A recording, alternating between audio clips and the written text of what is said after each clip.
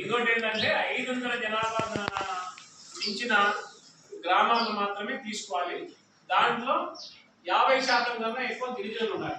వీళ్ళంతా మన గిరిజనులు ఉన్నారు కాబట్టి ఈ పథకాలు ఏమేమి ఉన్నాయంటే 100% అంటే మొదటిగా ఫస్ట్ ఉండడానికి ఇల్లు ఉండాలి. ప్రతి కుటుంబానికి ఇల్లు ఉందా లేదా, ఇల్లు లేకపోతే దానికి సంబంధించిన హౌసింగ్ డిపార్ట్మెంట్ మీ గ్రామానికి వచ్చేసి క్లియర్ గా సర్వే చేసి ఎవరెవరికి ఇల్లు ఉన్నాయి, ఎవరెవరికి లేవు, ఆ ఇల్లు ఉన్న వాళ్ళలో స్థలాలు ఎంతమందికి ఉన్నాయి, స్థలాలు ఎవరికి లేవు అనేది లిస్ట్ తయారు. అంటే దీంట్లో ఎన్ని శాఖలు అంటే 17 శాఖలు ఇన్వాల్వ్ అవుతాయి.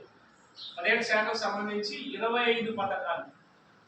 చెంచులకైతే మాకు 11 పథకాలే మేము ఇంప్లిమెంట్ చేశాము, కేంద్ర ప్రభుత్వం ఇచ్చింది. ఇమ్మీడియట్ గా మనం ఇక్కడ నుంచి డిపార్ట్మెంటల్ వైజ్ గా ఏమైతే మనము ఈ సర్వే చేసి పంపిస్తామో శాంక్షన్ కూడా ఇమ్మీడియట్ గా అవుతుంది. ఎందుకంటే మేము